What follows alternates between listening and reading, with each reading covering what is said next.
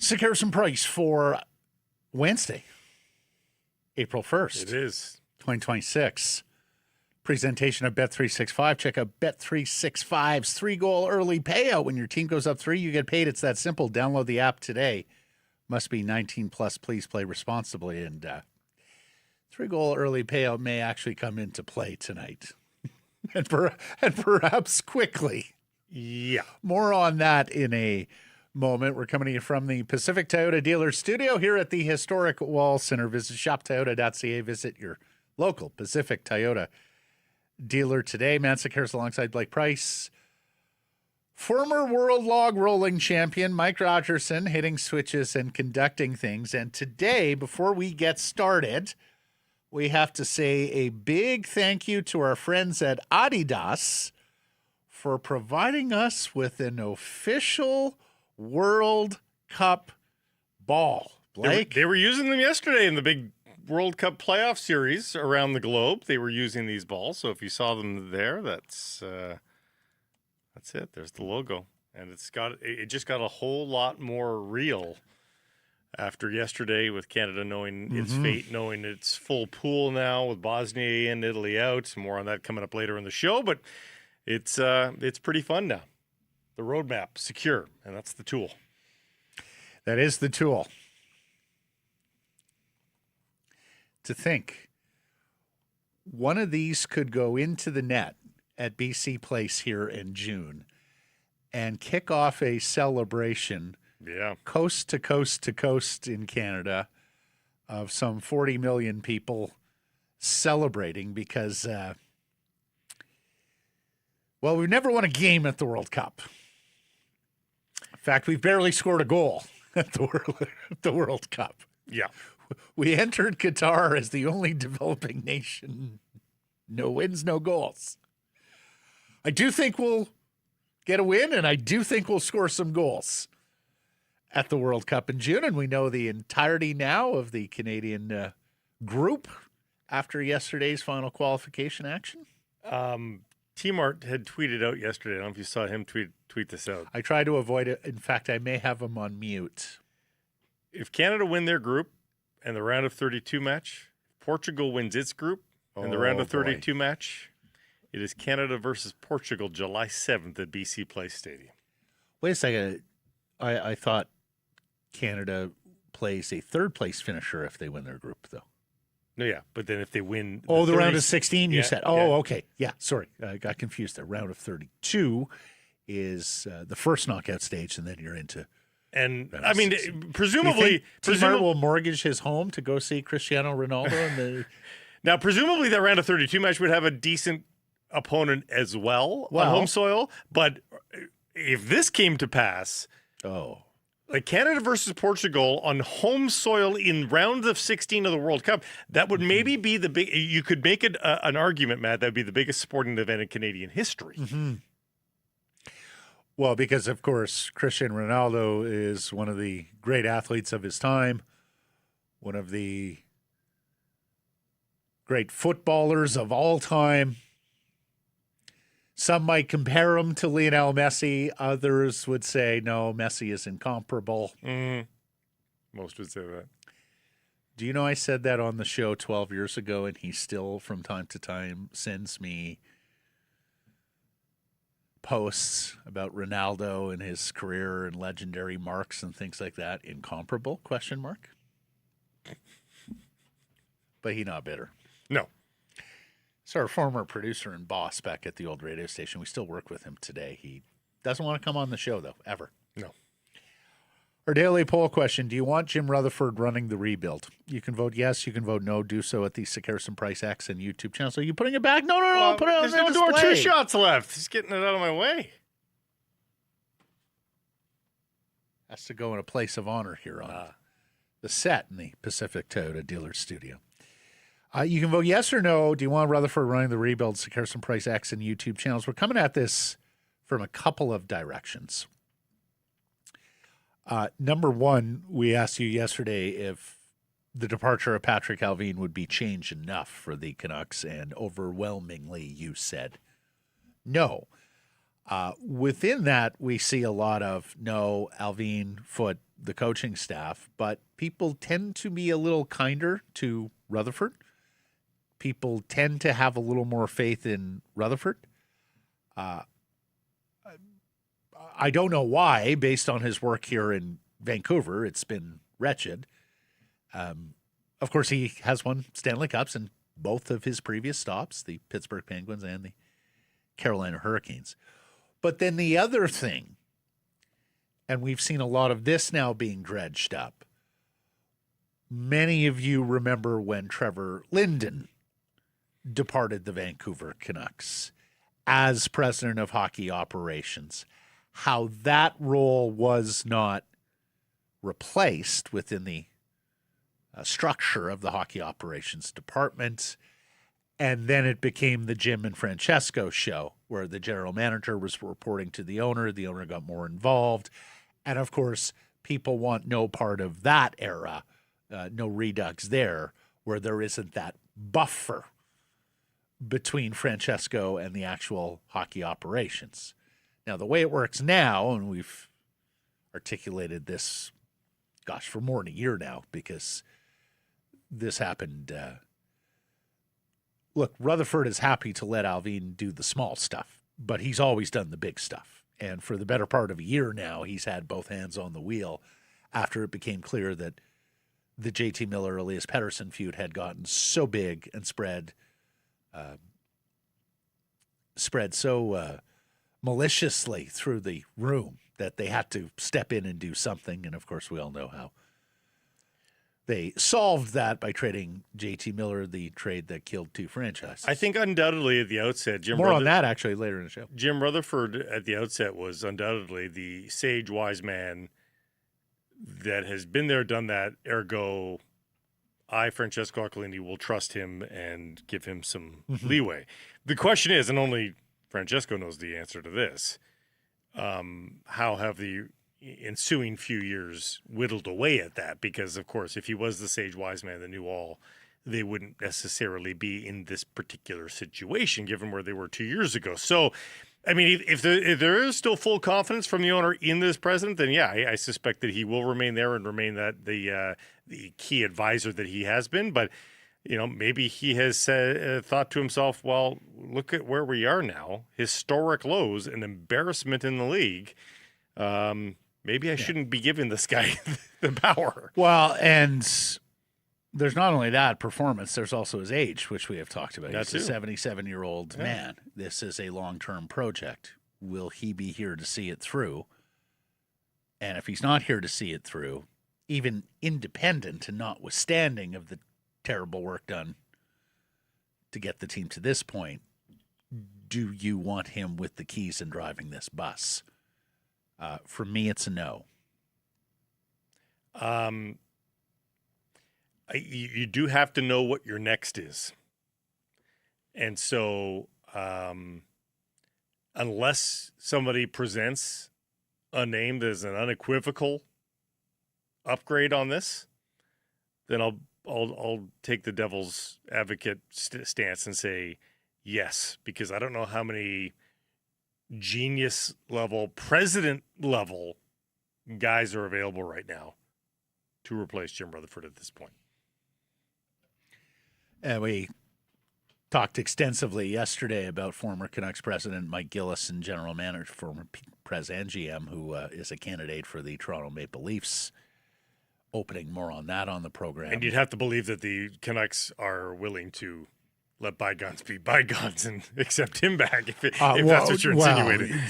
They need him more than he needs them, yes. I think. Yeah. I mean, as we've talked about yesterday, Gillis has a specific view on how the job should be done. He has specific ideas on how he would execute it. And if he doesn't get another opportunity to run an NHL franchise, he's A-OK living there in Victoria, playing Canada's Pebble Beach, the Victoria Golf Club, and going on his fishing excursions, which he enjoys. So yeah, look, the more I think about this, Blake, and the more, and this comes with the full understanding that, look, if you were to bring in a first-time young GM or president of hockey operations, the title doesn't really matter so much as the role of chief hockey decision maker. Bill Zito was relatively unknown. He was an AGM in Columbus. He was an agent before that. Look at the organization they've put together there in Florida and the success that they've had. Mm-hmm. Carolina hasn't won anything yet, but they are year in, year out in the Stanley Cup playoffs. Eric Tulsky was an avant-garde on the cutting edge of analytics, deputy there in Carolina for a number of years and has moved on up. And again, like, you can go through both of their trade records and, pick nits. And clearly the Rantanen trade didn't work out for Carolina.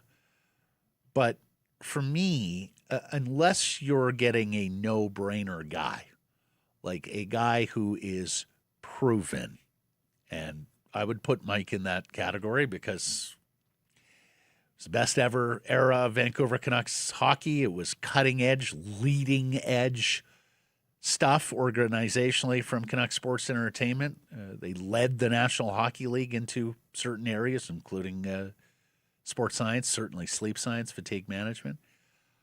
Unless you can attract that sort of person to Vancouver at this stage of the game to run things, it's going to be a young team. It's going to be a rebuild. Mm-hmm. It's going to be a rebuild in an era where the salary cap is going up year to year, so you're almost going to have to forget about some of the tactics and managerial best practices of the old NHL when cap space was so tight. I am A-OK with an outside-the-box thinker, like what the Islanders did, hiring Mathieu Darche. He had served an appropriate apprenticeship in Tampa in a good organization, and we'll see what he does with the Islanders here. Certainly, they got a lot of luck to get the first pick in Matthew Schaefer. He was very much fingered as a guy in waiting, ready to take this on. One of these next ones, that is someone that I find myself more and more interested in as I think this out. But as a president? Well, again, Blake, the title doesn't really matter. Chief hockey decision making. You have the final say on hockey decisions. And if you want to be a hands-on guy where you're doing much of the day-to-day work to make those decisions, fair enough. If you want to be a delegator and pick someone to sit as an AGM who effectively does the duties day-to-day of a GM and just have the veto power at the end of the day, so be it. I'm not getting wrapped up in titles here. I'm more looking at profile. Who is a smart, sharp hockey executive who understands the new world unfolding before them and the other 31 member clubs and is able to best navigate those waters? But you are... Remember, Gillis did not have a single day of managerial experience with the Canucks when he got the big post, right? Rutherford was a proven guy. We see what that's turned into. I mean, Mike Gillis was one of the super agents in the league at the time, so certainly... Well, not by full client list. Like, he had some very big, important clients, but it was more a boutique. It was a boutique agency. Like, it wasn't Newport. It wasn't CAA or anything like that. But I do think there's a middle ground here that, can be found, because you're right. For the most part, the president with the GM has really meant that what used to be the GM with an AGM was just split up with different sized titles. But I think there's a genuine system that works with a GM that makes 85% of the decisions, that does 85% of the process, that merely has a muse, a backboard to bounce stuff off of in the presidential spot. Like, I think the Leafs under the Shannon plan were close to that. Like, Cal Dubas did a lot of the work. He had a lot of the ideas. And it was stamped, nay, rubber stamped by Brendan Shanahan in a lot of cases. I think a model like that is still possible. It's not the norm. It's not the majority of the cases in the National Hockey League. For the most part, it's one guy making all the decisions with no oversight. But I do think there's middle ground. And again, you really have to bring in the menu of people available and decide who A, wants to be here, and then B, how that would work with the people around him. But I do think there's some middle ground there that could work as well. Let me just put some names out there, just because I think we'll be talking about this. There's many in the league now, and rightfully so, because they've won back-to-back Stanley Cups. And okay, they're not going to the playoffs this year. And incidentally, do you see who Florida is going to be scratching the rest of the way? Oh my gosh. That's how you tank, yo. That is NBA level. Unethical tanking, as our friends at Barnburner in Calgary brought up this weekend. Florida is going to do their utmost to improve their draft position the rest of the way out. But Brett Peterson's an AGM there who is a name that is starting to come up in NHL circles about GM in waiting, working at the side of Bill Zito and all the success they've had there in Florida. The name Brandon Pridham has been around in Toronto for a number of years. He may well be a candidate for the Leafs. A very sharp guy, cap, analytics based, all of those things. Bill Scott is a executive with the Edmonton Oilers who's starting to get his name mentioned in these searches. He's the son of an agent, Gil Scott. Gil represents a lot of NHL coaches and managers. Gil represents a ton of football players, actually, on both sides of the border. I've known Gil for 25 years. Then there's a most interesting name that I want to bring up because, and it seems so long ago, but remember how Jim Rutherford first walked into this job talking about how NHL front offices have to change, they have to adapt, they have to modernize.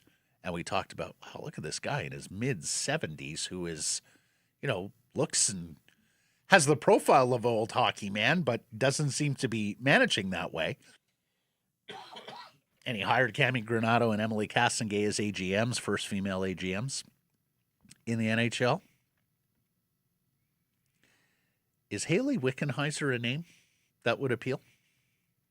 The Canadian hockey legend. She's working for the Leafs. She is still a doctor. Still an ER doctor. Mm-hmm. I mean, as not as a chief decision maker. Okay.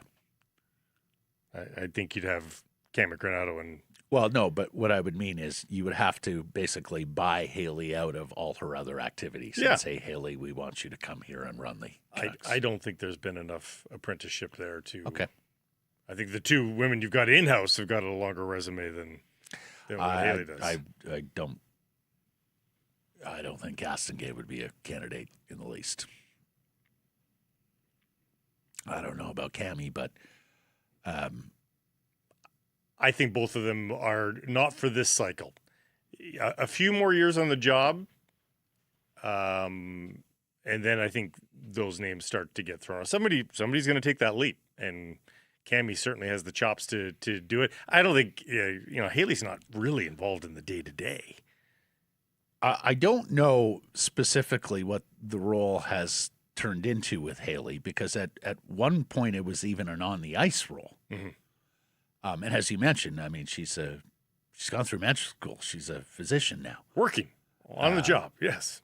So, yes, but needless to say, an extensive hockey background. And the beauty of being a doctor is you don't get fired for wins and losses. It's pretty stable. Although you try to minimize the losses in a much graver way than just hockey. Yes, yes. And then, look, some of the things that we said about Gillis yesterday, I think do apply to his right-hand man. Lawrence Gilman was beloved in this market. Mm-hmm. He's beloved in this market because he's an exceptional communicator. He's honest. He's approachable. And he was riding shotgun during a period of time when the Canucks were the best run organization in the National Hockey League. He's got the contract negotiation CBA chops. He's got a math background on the analytics side. In fact, there was a time, and I'll have to ask Lawrence, I forget what year we're talking, but it was early in the Gillis-Gilman tenure, where Gilman was dispatched to Boston, and the Sloan Analytics Conference that was being held at MIT, and analytics was very much on the forefront at that. They were just starting to get applied in hockey. They had already been applied in baseball. And I want to say the Canucks were one of 2 NHL teams in attendance at one of those early Sloan Analytics conferences. And now there's an analytics conference just devoted to hockey this week. We talked to Cam Robinson down in Denver at it. So, I think Gilman would be a PR win for them. Not to mention, you talk about appropriate apprenticeship. You've been an AGM in Vancouver, Toronto, and then, of course, experience previous to that in Phoenix and Winnipeg. And now Columbus, too. And now Columbus as an AGM. Now, so we should mention that we have a great relationship with Lawrence, and my word's not his, but, he was anticipating buying the house and just sort of settling in Columbus. Now, things change when you get a better job thrown your way. That's it. But all of these contracts typically have outs or at least understandings with managers or ownership that if you get a chance to get the big share, they don't stand in your And that's where this shifting of titles becomes so interesting here, Matt. As we've discussed the GM and AGM relationship now shifting and now being called president and GM, well, that allows you to make that jump, even though you might not be chief decision maker to the president, but it allows you to make that jump, and you get to put it on your resume that, if things don't work out 5 years from now and Gilman would be in his mid-60s by that point, he'd officially be an ex-NHL GM. So, there's good reason to want to make that jump. And Blake's right. We've had a long-standing with Lawrence, so I will admit the bias straight up. But even if I didn't know him from Adam and I saw his resume and attended an opening press conference with him and heard him speak, I think I would be fully on board with Lawrence Gilman as a neutral. And look, we want to hear from you on this. So those of you in the YouTube chat, and we've talked about how we're going to get the YouTube chat folks involved more on a day-to-day basis here as we go through Death March, Death April, and then, of course, into a period of time when the Vancouver Canucks are not playing hockey games. They are tonight. More on that in a moment. Hit that super chat button. It's always available to you. Make your donation. Half proceeds to the BC Mental Health Foundation. And we will get you read on the show if you have ideas on who you'd like to see enter Canucks management or some ideas on the names that we've bandied about here. I don't know Brett Peterson at all in Florida. I just love the fact he's been hanging around that Florida program and has had a role, whatever it may be. Mm-hmm. Because, I've said it the last 2 Junes.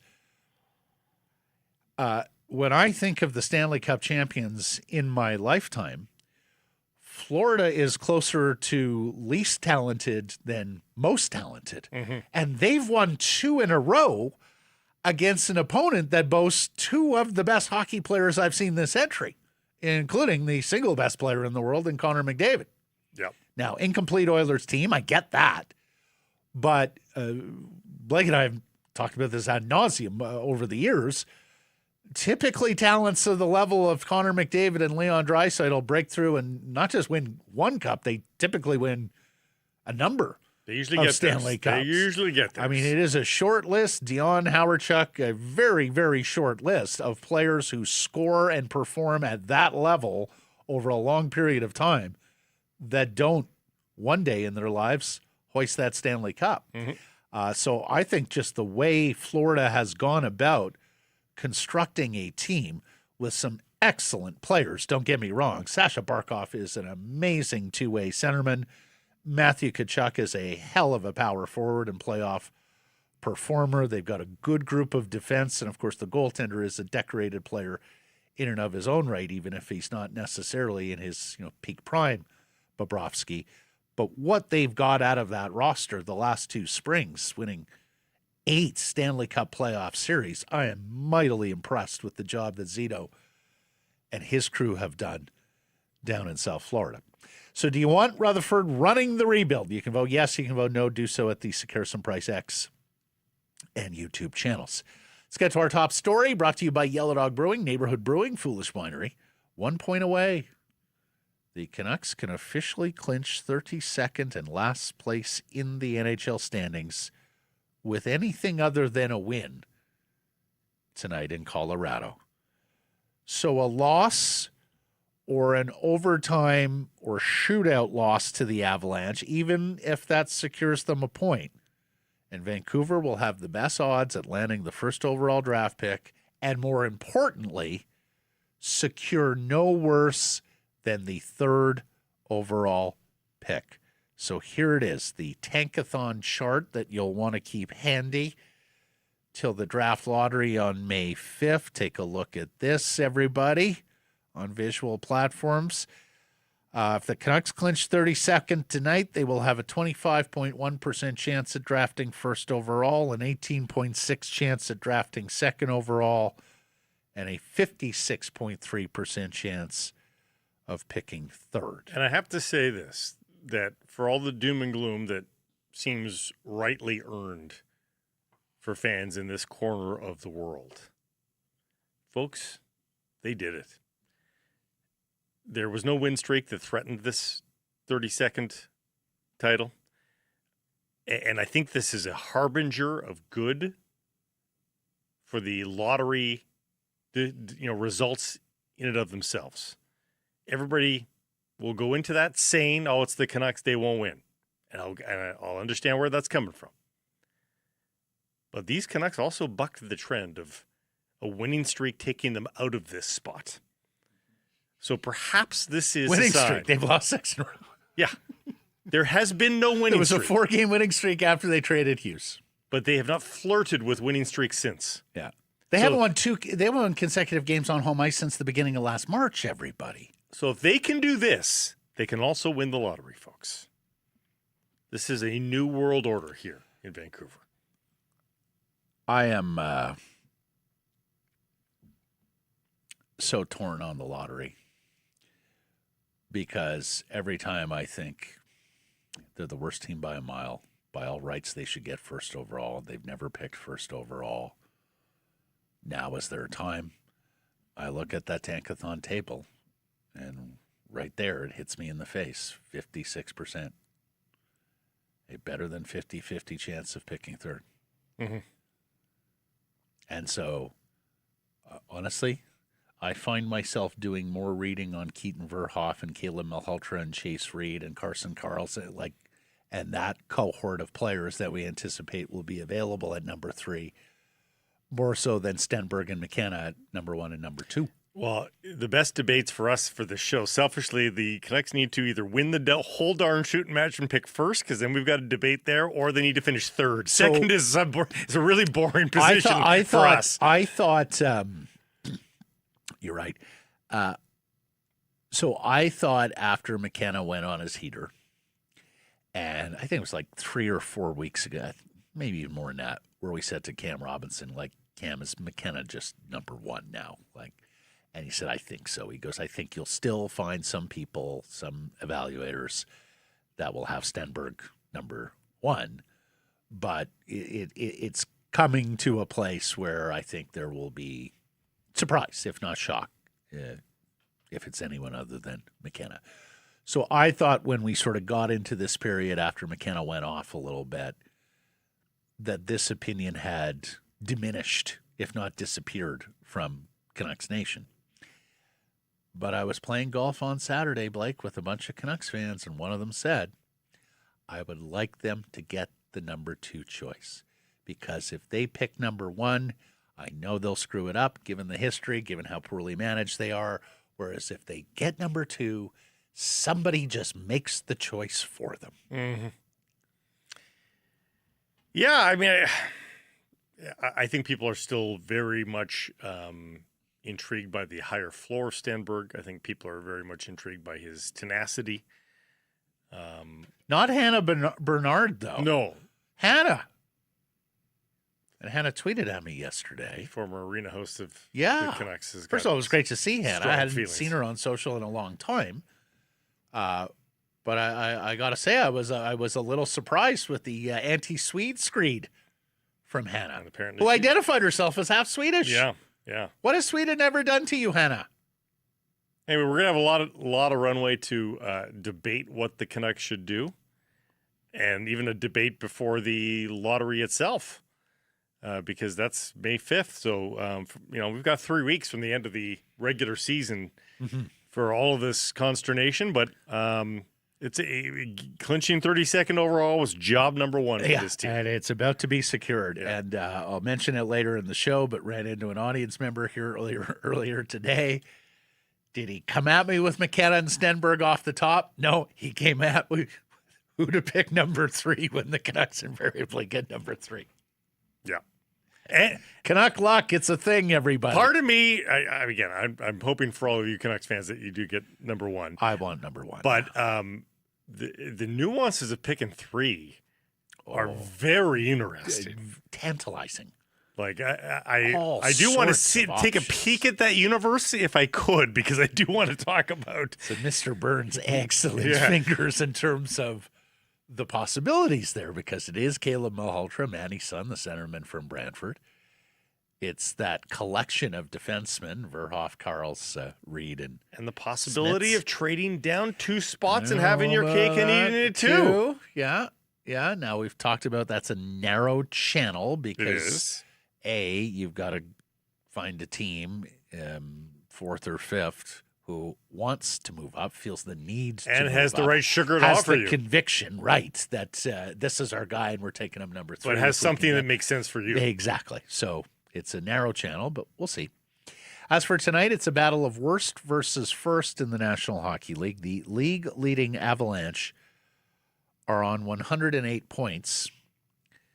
That is 58 better than the Vancouver Canucks. They have more than doubled up the Canucks in standings points this year. Colorado is coming off a 9-2 victory in Calgary. Yes, 9 goals Monday. They are plus 92 in goal differential to Vancouver's minus 90, Blake.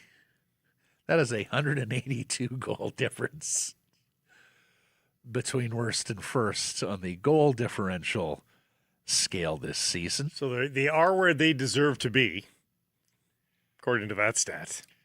They're just take everything about the Canucks, double it. That's what the Avalanche are. Twice as many points. The flip side on goal differential, almost to the goal. Almost every player is twice as good as the counterpart on the other side of the ice. It's depressing. Vancouver 13-19-3 on the road this year, which is actually a hell of a lot better than their home record. Yeah. The Avalanche 24-7-5 at home this season. Avalanche are 6-3-1 in their last 10. The Canucks are 2-8 in their last 10, as mentioned on that 6-game losing streak. But Blake, there is one place where if it gets down to it, the Canucks have the edge. They are 5-2 in shootouts this year, and Kevin Lankinen has stopped every single shooter, all 17. Avalanche are a measly 3-6 in the shootout. With all that talent, you're 3-6 in the shootout.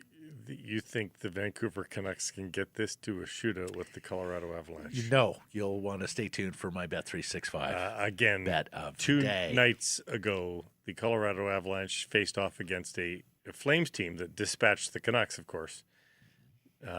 It was 9-2 for the Avs over the Calgary Flames. 9-2. Somebody that night scored 8, and I was sitting there thinking, gosh, 8, that's a lot. And then the next thing I knew, there was a 9 on the scoreboard. Well, keep that in mind. Bet365 coming up.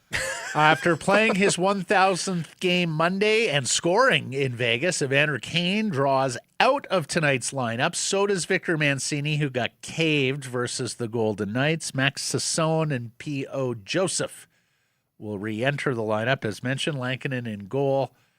Canucks, of course, are back at it tomorrow against former captain Quinn Hughes in Minnesota, where Nikita Tolopilo is expected to start. Here's Coach Foote, Adam, talking about Evander dealing with an injury. Kaner's been going through some stuff for like 20 games and managing it to get that 1,000th game. He got it. So in 4 and 6, we'll manage him, and so that's the reason. You'll want to get him back in the lineup, I'd imagine, for Saturday, right? Yeah, I mean, that's a special moment for him if that's when they want to do it. It's a 4 o'clock game again. That's in play with our decision too. But we have the hardest back-to-back in the NHL as far as the distance, playing 4 and 6, 3 time zones and 5 flights in those 6 days. So we want to manage a lot of things going on, and we'll put Joseph in tonight, Mancini out, and then we'll see where we're at tomorrow going in Minnesota. The hardest 4 and 6 and back-to-back. Like, Coach, if you were in the playoff hunt, I'm 100% with you, bro. Yeah, it's the least of your problems. And I'm just glad Evander's been able to manage this nagging issue through 20 games, a quarter of the season. They've had the leeway standings-wise, Blake, to keep playing him as he manages the nagging issue. I mean, for a quarter of the NHL season. It's hard to know how seriously to take any of that, but I mean, if there is anything, there's one more game that he needs to play this season, and it is Saturday. So that's right. Get him to that point. So here's how they'll line it up. Jake DeBrusk replacing Linus Karlsson on the top line, right wing. So Foote goes away from that chemistry the 3 Swedes were building up. That's, of course, Elias Pettersson and Liam Ogren on the other side. Yeah, I mean, you know what DeBrusk is. You know what DeBrusk isn't. He hasn't had chemistry with Pettersson. And I think you want to know what Karlsson is. Like, you're giving Karlsson a full, say what you want about Pettersson. He's still a full-blooded NHL player. Give Karlsson the taste of increased minutes with skilled players. See what you got. Yeah. Now he's going back with Blueger and Sassone. They did have chemistry earlier in March. Yep. And here's what I do like from Coach Foote and the staff. Zeev William playing with Philip Hronek. I've been banging this drum for several weeks now. If Zeev William is all you think he can be, and a future power play quarterback, top pair defenseman, then let's see it. Play him with Hronek. You actually have a world where next you're competitive, Zeev William and Philip Hronek are your top defense pair. So let's see it. Start it now. And this is kid with vet all the way down the lineup. I wish P.O. Joseph was a better player than he is so that there's more cover for the kid who's playing with him on any given night. Who also got caved against the Vegas Golden Knights. But this is probably the best way to go about things the rest of the way is kid vet in whatever order you shall choose. And the other thing I'll say, looking at that 4th line for a second, Mike, if you can just bring that back. Okay, Ratu, Höglander, gotta see it here now. You are running out of games. And when I say gotta see it, I mean not just tonight. I need to see a run of games that proves you're an NHL player going forward. Yeah, and it's disappointing. Because you're both on the fringes of that right now. And it's too bad because both of you have regressed over the last year. And if you'd asked me at the outset, what are the chances that either one of them proves themselves this year? I wouldn't have known definitively which one, but I've said if you give me 2 of them, I'll bet one of them for sure. And so it's very disappointing that neither one of them has been able to showcase themselves. And again, no one is looking for 100% each and every night. No, but flashes. Give us something to hold on to, and they've both struggled at doing that, Matt. There's not been flashes from either of them. Especially not offensively. Yeah. I mean, we had people fighting with us in training camp about where Ratu slots into the lineup. And his top end Because and all because that. Blake and I would sit there and go, "Hey, I suspect that the rookie head coach will go with the veteran Teddy Bluger at third-line center." And we'd have fans going, "No, Aatu Ratu is the third-line center. Did you not see his final month last year? It was great." It was great. Where is that? We thought he would, Build. supplant Bluger over time. Okay, let's see it again, kid, here in October, November, and maybe by Christmas you're absolutely our number 3 center. Yeah. But it hasn't happened. Of course, with Höglander, it's been a 2-year thing, and really every year thing outside of the 1 year where he was scoring 24 goals. Anyways, so Ratu Höglander, you are. It's cliche, it's trite, but every year at this time, with teams in the predicament the Canucks are, you get word of playing for your job next season. I think that's exactly true for Ratu and for William. While we talked about worst versus first, and if you are brave enough, the Vancouver Canucks are plus 350 to win this hockey game on Bet365 tonight. You do not see a lot of NHL regular season games where the underdog is that big an underdog, let alone the favorite being minus 450 Colorado today. No. That's laying $450 to win 100. Those have to be the largest odds of any NHL regular season game. Well, certainly this year. Yeah. I mean, I peruse the Bet365 menu daily, and I don't see those numbers on the money line very often, if at all. Nope. So here's Coach Foote again talking about they have to be ready to play, but also can't be scared of the opposition tonight.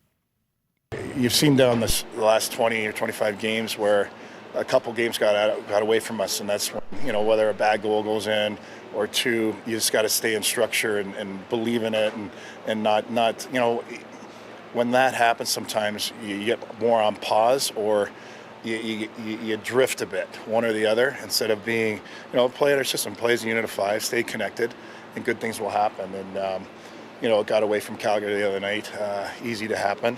But our Calgary game, we outplayed them, and it's hard for me to say that when you saw the score.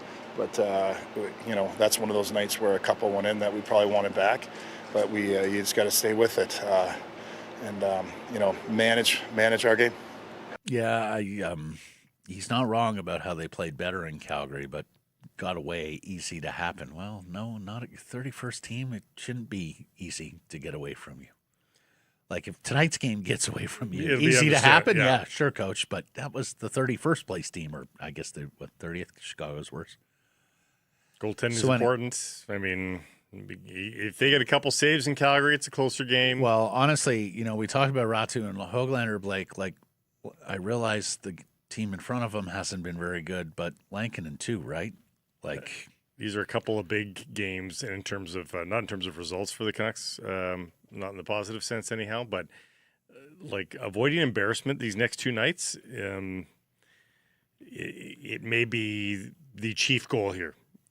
A 4-2 loss. Well, Lankinen's trying to get his 9th victory of the year, which would finally put him in sole possession of lead for goaltending wins for the Canucks this year. I think he's probably trying to whittle down that goals against average to under 350. It's 363 right now, and get the save percentage above 880. It's 877 right now. Man, if this losing streak continues for another few games, that's not an NHL goaltender. If this losing streak continues for another few games, we will begin to doubt if Thatcher Demko might be the winningest goalie of the season.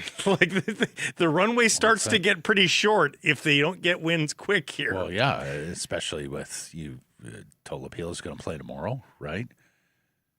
You got 9 games left. It can't happen. You've already lost 11 straight once this year. So, anyways, there's your scene set for tonight in Denver. Time to try to sick the dogs onto the Colorado Avalanche. Yellow Dog can help. The Dog Park 8 tall can mix pack. Wow. Consists of light, refreshing beers, perfect for this time of year. The Classic Retriever Golden Ale, the Rollover Cerveza Negra, the Rascal Japanese Lager, and the Pack Leader Pilsner. I love them all. Keep you refreshed when the sun is out. We've seen a lot of the sun the last week. More of it to come here in April, I'm sure. The Dog Park Mix Pack available now. You got some Rascals right there, Yeah. as a matter of fact. Okay, well, the coverage of the Canucks manning Daily Hive reporter Trevor Beggs, it continues in the United States, where media personalities like Jason Lackenfora and his 425,000 Twitter followers, and others like Front Office Sports, which focuses on sports business, are writing about all this. Meanwhile, Beggs was back on his podcast, Locked On Canucks, talking more about the matter, and he tweeted about it just moments ago. We'll get to that as well. But on his podcast, he said, I think I tried to lay that out in my story, and, there were some issues with the framing. And look, like I said, I think there's a lesson to be learned. I got to step up the bar, man. So he took some ownership, and good on him. I went on to say, I keep saying it's not the Aquilini Canucks. It's not whatever business number they have, the Canucks. It's the Vancouver Canucks. So if you're going to constantly be in the news for noisy stuff, it's like the people need to hear because you represent all of us, and sometimes enough is enough. And I understand what he's saying there, too. I mean, the Aquilinis own the Canucks indeed, but it is as Patrick said earlier in the week, Johnson, a quasi-community asset, right? And the Aquilinis know this. Like Francesco said to me years and years and years ago, I'm just holding it for the next guy, which is what many sports business owners, franchise owners will tell you. It's one of the things that gets drilled into them on the front side of their ownership by commissioners and by other owners that, hey, just understand, you're a temporary steward. So you can't treat this business like every other business in your portfolio because in spirit, what you own belongs to your community and its fans. And it is a different business than any other business you're going to operate because it requires the hearts and minds of your local community, right? Like that's what you're trying to capture. So, well, and the increased megaphone here from the American amplifiers here has completely taken away, I think, their legal avenue as well for the Vancouver Canucks because now their own actions have washed away what they would argue is their negative implications from the article itself. Yeah, their you own may actions, well have done damage to your own reputation because of the way you handle it. It's indecipherable now. There's no way you'd win a case here, and I'm sure they would disagree with you, Blake. Oh, I'm sure his lawyer would disagree with you. And it would still be sporting enough for them to try, I'm sure. But, that's what separates this Streisand effect from the actual Streisand effect, where she was worried about just visibility, wasn't worried about a downgrade in reputation. This Streisand effect has actually resulted in their reputation being harmed of their own hand. And that's I mean, yeah, well, that's what we've talked about. It's backfired. So deserving. Here's Beggs on Twitter from earlier in the hour, as a matter of fact. Quiet last few days. I've heard from fans, media members, and old friends. I can't thank everyone enough for reaching out. Everyone's support through this has meant the world. He continued saying, covering the Canucks is my passion. I've been blessed to be able to do it on various platforms since 2013. That will continue as long as people want to follow my work. And a Canucks fan named Liam wins Twitter for me yesterday. Did you see this? JT Miller and the Rangers were at it last night. JT scored a goal. Liam put JT beside Elias this season. And for those of you on pod, Elias 15 goals, 31 assists, 46 points. JT 15 goals, 31 assists, 46 points. Even their plus minus is similar. So dash similar. 24 versus dash 27. And Liam wrote, at the end of the day, we're all just idiots sitting behind our phone. P.S. Miller has a goal tonight, has 4 points, has more points in 4 less games, so he's better. Yeah, all that time and energy spent on Pettersson versus Miller, Miller versus Pettersson, who to keep, who to get rid of. They both sucked this year. It was all for naught. Wasted energy. Liam, we can continue to the debate because of the plus-minus being in the favor of Elias Pettersson. The value. That's how you Twitter, Liam. Well done. Wow. Put a smile on my face when I saw that. All right, let's get to the menu. It's brought to you by Greta. Fantastic spot to catch all the games. To pregame or postgame, you're mere steps from the arena or the stadium. We got some games going on this weekend, as a matter of fact.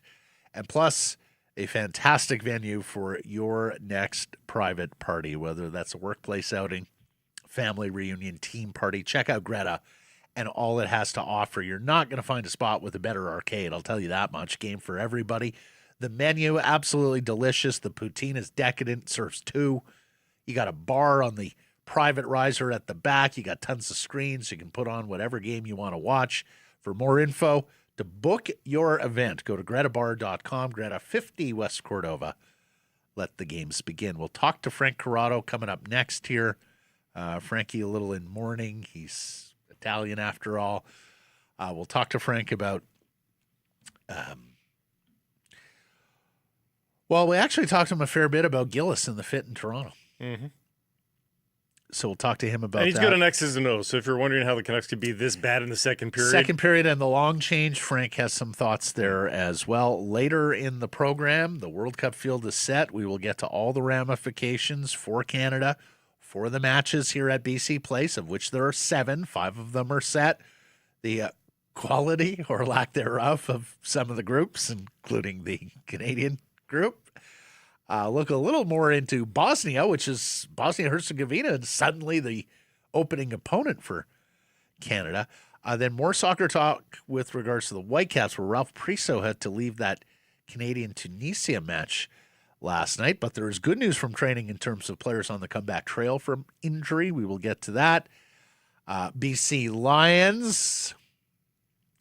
Almost had me today, BC Lions. Well done on April Fools. We'll get to that. Blue Jays and this Cody Ponce injury.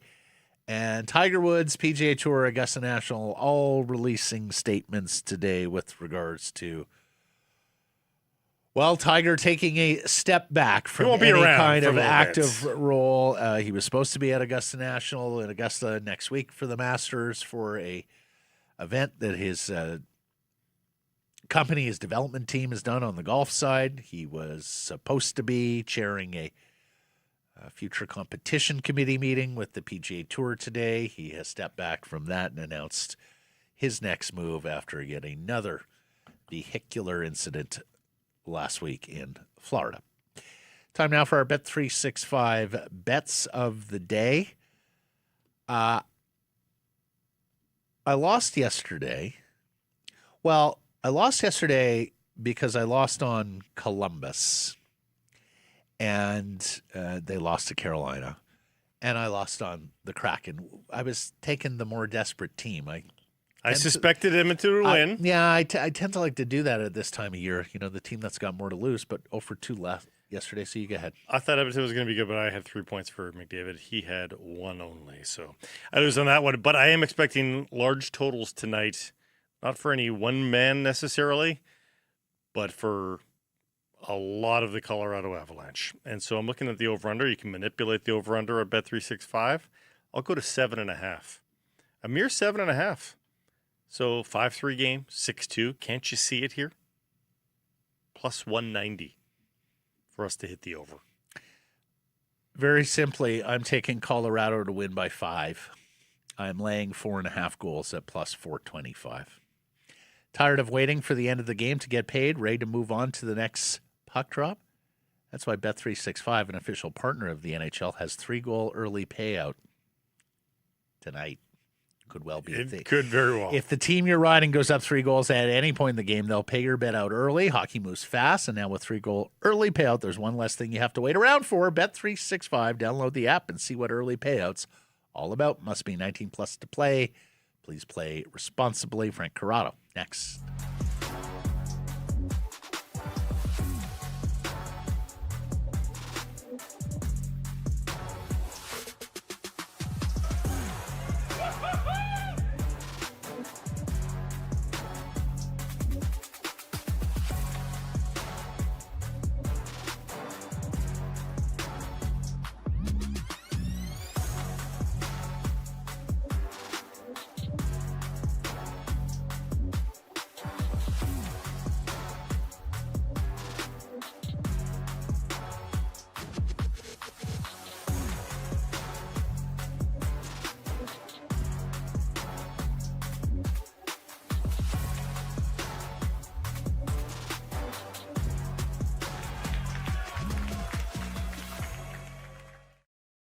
Sekeres and Price from the historic Wall Center. Well, every day that I wake up and get into my morning commute in my non-Toyota vehicle, I wish I was in a Toyota vehicle. So it's time for you to be in one as well. This is a presentation of your Pacific Toyota dealers.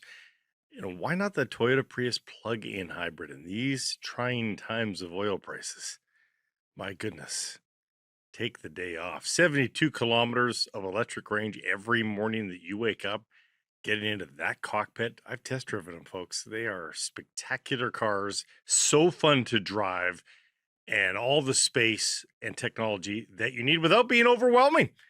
Go check it out right now. It's a great time. Red Tag Day deals are on right through to May. Go take it for a test drive. ShopToyota.ca. And we head now to the sad Toronto suburb of Woodbridge, Ontario, home to an Italian enclave you may have heard, Blake, and are joined by former Vancouver Canuck TSN hockey analyst and he's not in full black, which is proud which Italian, is odd. Yeah. Frank Corrado. I'll tell you where I was, man. I'll tell you where I was in 2006 when Italy won the World Cup. I was on Woodbridge Avenue. And if you don't know what Woodbridge Avenue is, it's the mecca of being Italian in the Toronto suburbs. Doesn't get any better, doesn't get any more Italian. I was in grade 8. I had the jersey, had the flag. We paraded up and down. Everyone honked their horns. It was jubilation. I'll tell you where I was when Italy won the Euro. I was at Rogers Arena. I was practicing. It was development camp. Someone pulled me to the bench. I think it was someone from the digital content team. They said, "Hey, Italy won." I went back and did that drill, whatever drill we were doing. I don't even remember. You did it at 120%. You were flying. No one was, if they had a chip in that jersey, it would have set numbers, big numbers. And now I was at the TSN studio yesterday doing Overdrive, watching that in real time while on live television. And I'm an Italian citizen. I'm a passport holder. And I was ashamed of what I saw. Expanded teams, format, everything that says Italy, you're in the World Cup. Just don't embarrass yourselves. And what did they do? They embarrassed themselves. They were leading 11v11, but they were second best, even 11v11. Never mind, it post the red card. Like Bosnia was just better. It's terrible. I don't even. Don't call Italy a soccer nation. It's not. Italy's a vacation nation. Go to Positano, have an Aperol Spritz, but that's the extent of it. We're not a soccer nation. How's Koliakovo taking it? You know what? Actually, good question. I don't know. I got to check in on him. I got to check in on Andy Petrillo. I got to check in on some of our stats people behind the scenes. Yeah, there's a lot of mental health checkups that need to happen today. You hold your paisans today, Frank. Joe, you got to check on Joe. They'll need love. Joe Del Busso, good friend of mine. I know he would have been heartbroken. Yeah. Give our best to your dad, Big Sal. I mean, I can't imagine this landed well with him either. I think he just uses it as an excuse to barbecue and have beers with his buddies. You don't say. So I don't think he needs, it's a nice excuse for everyone to get together and watch, the game in the backyard. I think he'll still just have a barbecue and have beers with his buddies regardless. That's right. They just won't have the distraction of a soccer match. They just won't have the soccer game on. Exactly.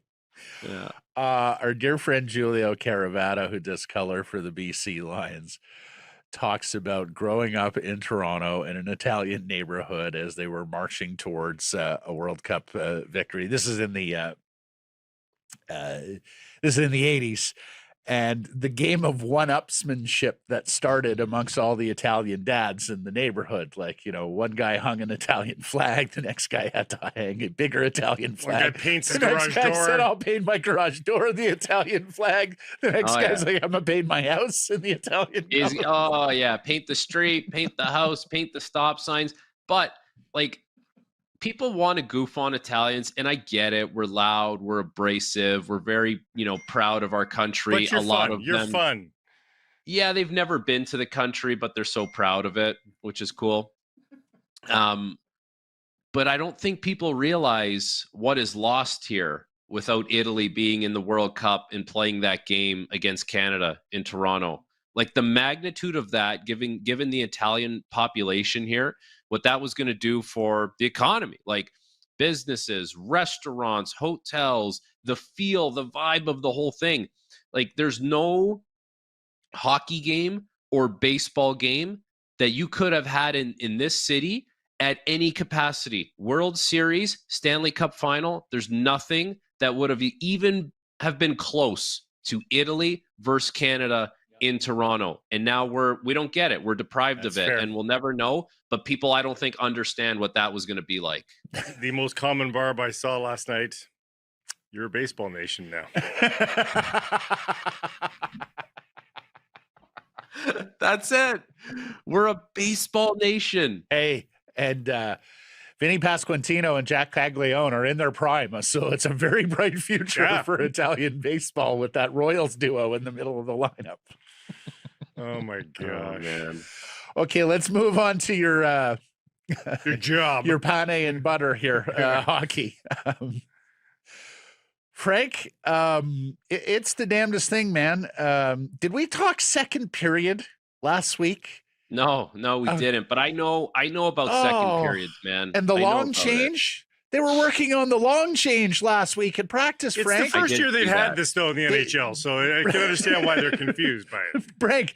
Frank, they have given up second period goals in 19 consecutive games. They lead the NHL giving up second period goals by a mile, and Adam Foote pretty much name checks the second period each and every time. I worry about it with my kids' games, and now I also worry about it for the same reasons. Oh, it's the long change. They're tired.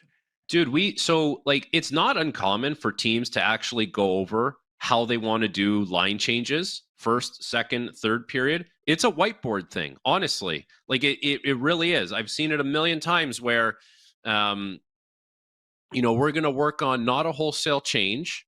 So let's say we can get 2 forwards off. We got to keep 1 forward on the ice, and you got to steer them up this side. Like, don't steer them away from the play so that they could get a quick break away from where all our guys are, and we're trying to get them onto the ice and scramble.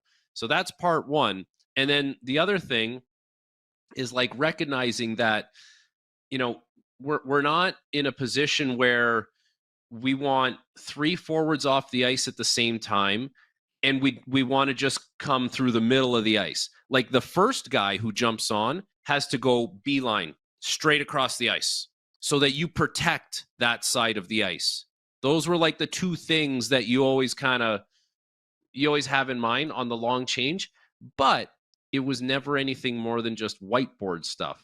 Maybe junior hockey, we definitely practiced it, but you're between 16 to 20.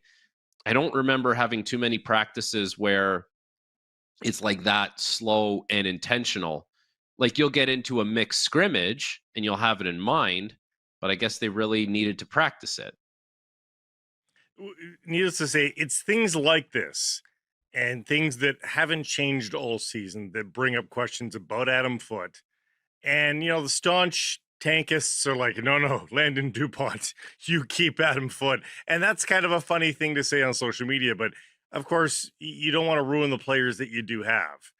And you do wonder, like, shouldn't Adam Foote and his staff be on the PK a little bit better, be on line changes and adjusting the second period? Like, these are season-long issues that have shown no signs of improvement.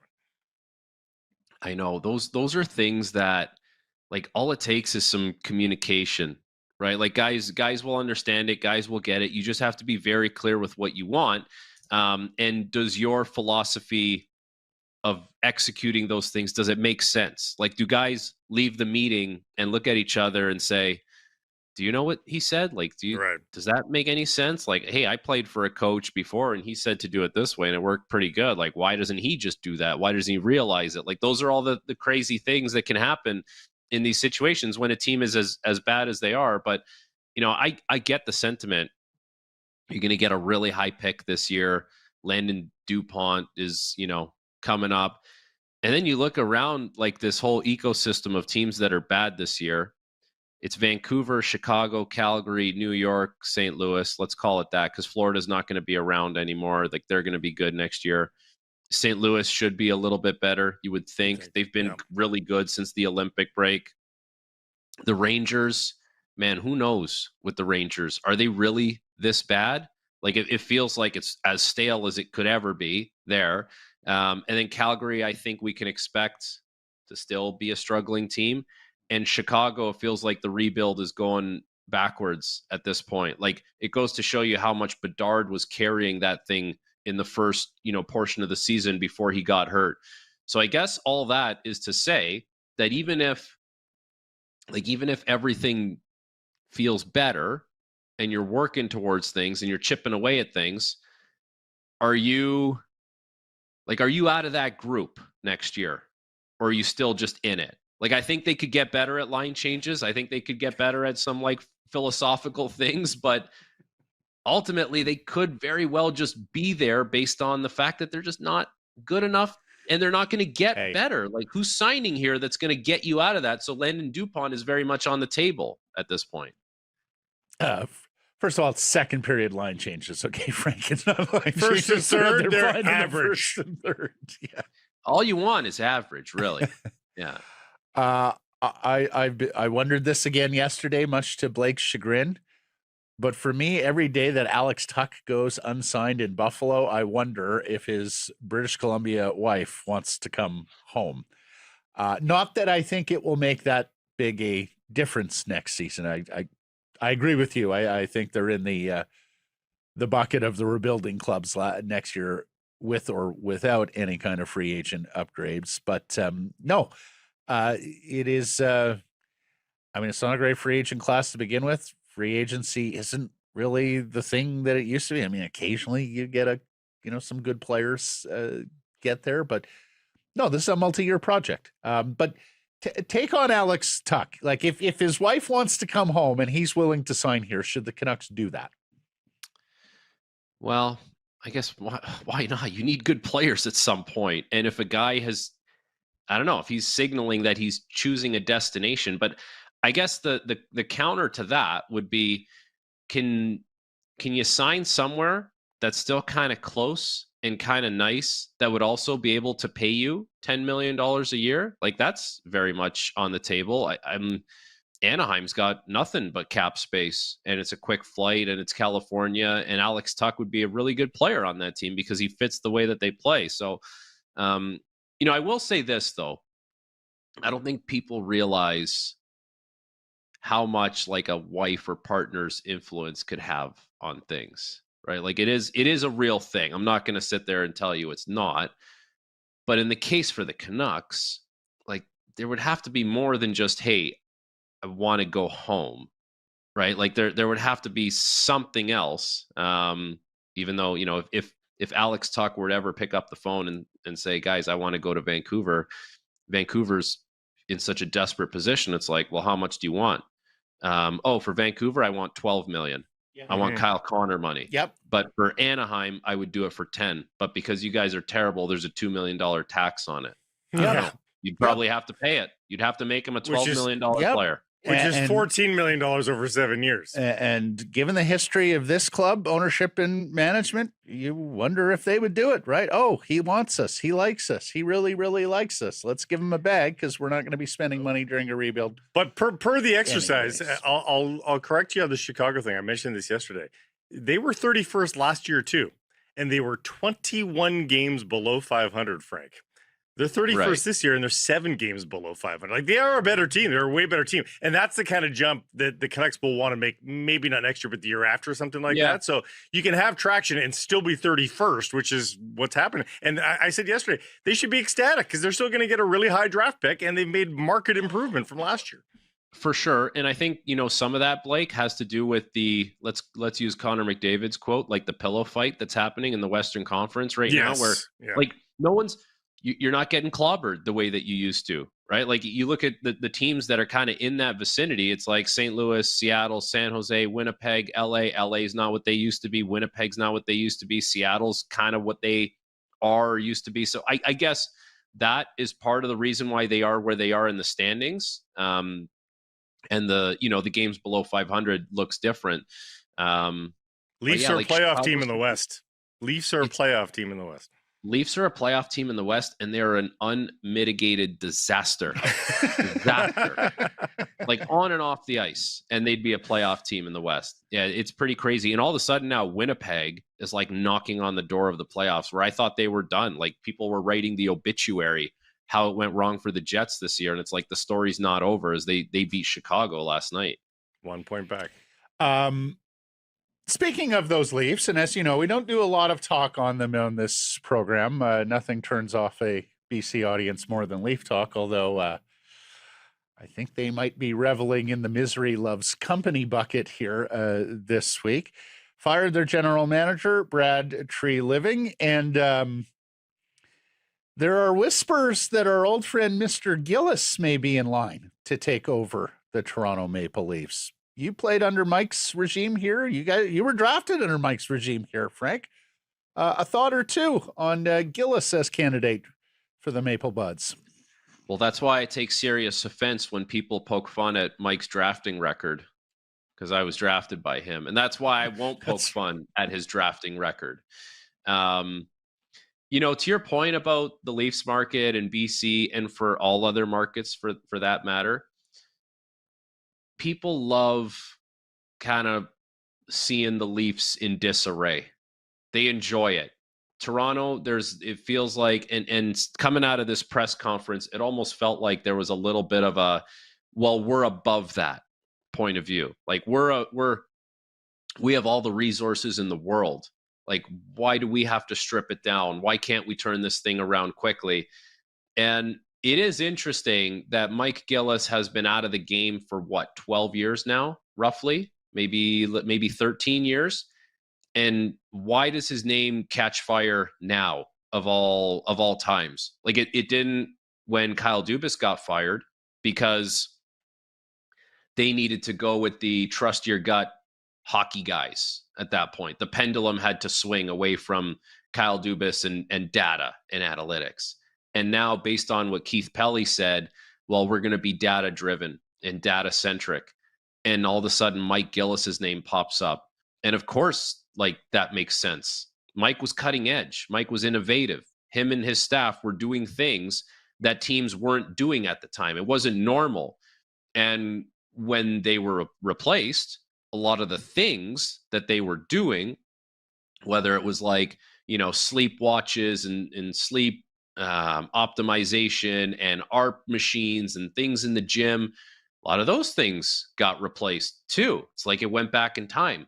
So I think if you're really looking for someone who could be, and I think it would be for the president, I don't think it would be for the general manager. I think he would be better suited in the president role.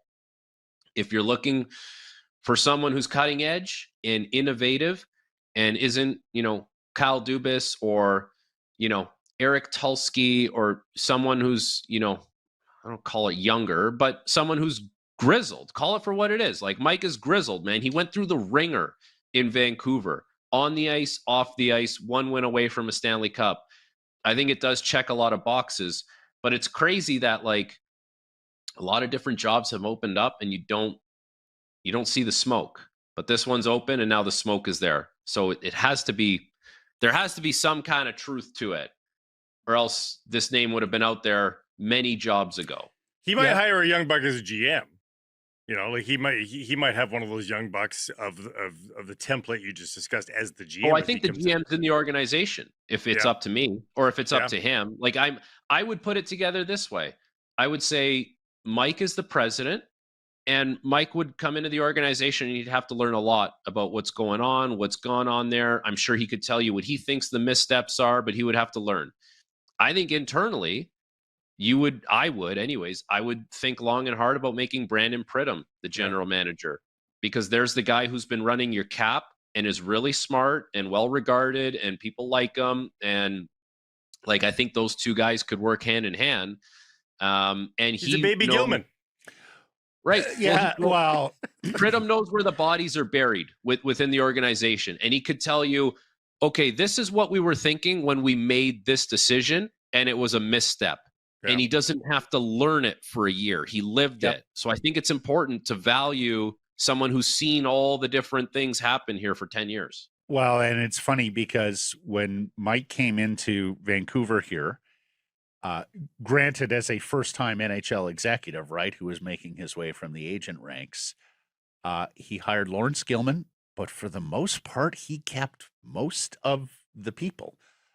In part for that reason, in part because I'm not sure right in the first year he had the widest network of NHL people that he trusted. But you want base knowledge. But yeah, he wanted institutional knowledge, and he got it. And I do think over time he would have made a few more changes on the front end. But he did make some changes as things went along.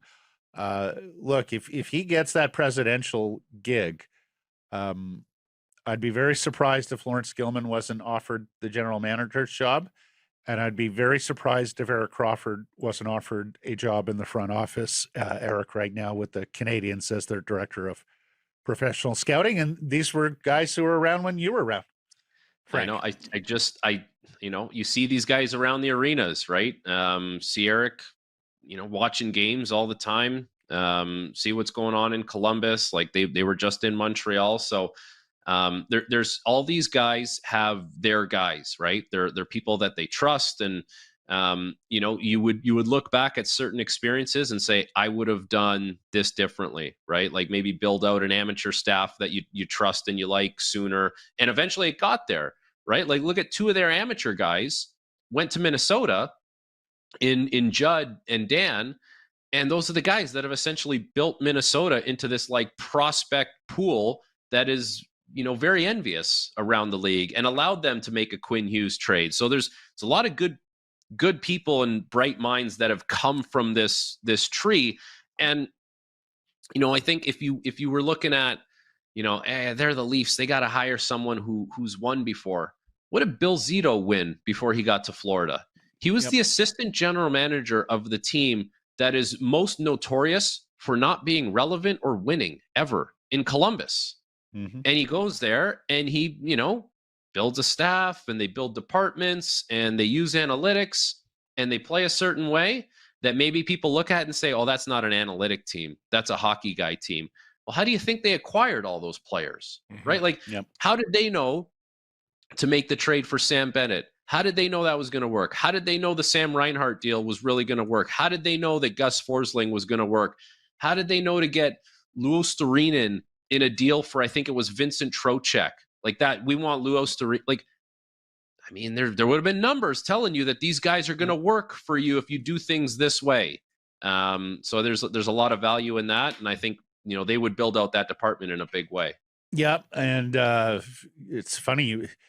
There was nothing about Judd Brackett on paper that screamed he would be some sort of high riser. I mean, he was a part-time scout in New England who was running a restaurant with his brother on Cape Cod when they hired him, and they liked the cut of his jib and they promoted him. And Benning, to his infinite credit, realized there's something there. And next thing you know, Judd Brackett is a director of amateur scouting with two teams. He's done fantastic work in Minnesota. And on the data side, Gillis and Gilman allowed themselves to be pitched by John Chaika. And they were like, you know what? There's something there. And they contracted Chaika out when he had a itty-bitty data analytics firm, Frank. They were watching games and hand transcribing stats and then compiling them. Like, think of the process back then to do all of that. And, of course, look, he wasn't successful, but Chaika went on to be an NHL general manager as well. No, and the challenge sorry, buddy, go ahead. No, I was just going to say a little tidbit too, Frank, is because Spencer, Mike's son, is a player agent in the PWHL. I would guess Spencer's kept up on analytics and kept his dad up on analytics. My point is, I don't think Mike slipped in terms of his proximity to the NHL and the players, maybe a smidge. But in terms of how we analyze the game, that probably has not slipped for Mike Gillis' game, would be my guess. No, you're right. And I think the challenge with this, if it were to be something that is even on the table, is Mike's going to go into a meeting with Keith Pelly and whoever else from the board or ownership, and he's going to tell them stuff that they don't want to hear. He's going to tell them stuff that he thinks is the way to go.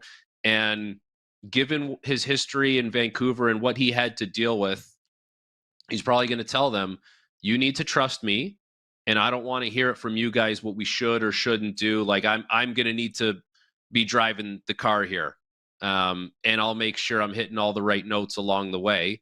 And will we make a misstep or two? Yeah, no one bats 1,000. But Yeah. I know what I'm doing, and you guys got to stay out of it. And that's an interesting dynamic because there's an ownership change happening in Toronto. There's a board of directors that, it feels like is not necessarily a streamlined process to get things done. I think that would be the biggest hurdle, is saying, you guys are over there, write the checks, and I'm in charge. Yeah, and getting them to buy into that.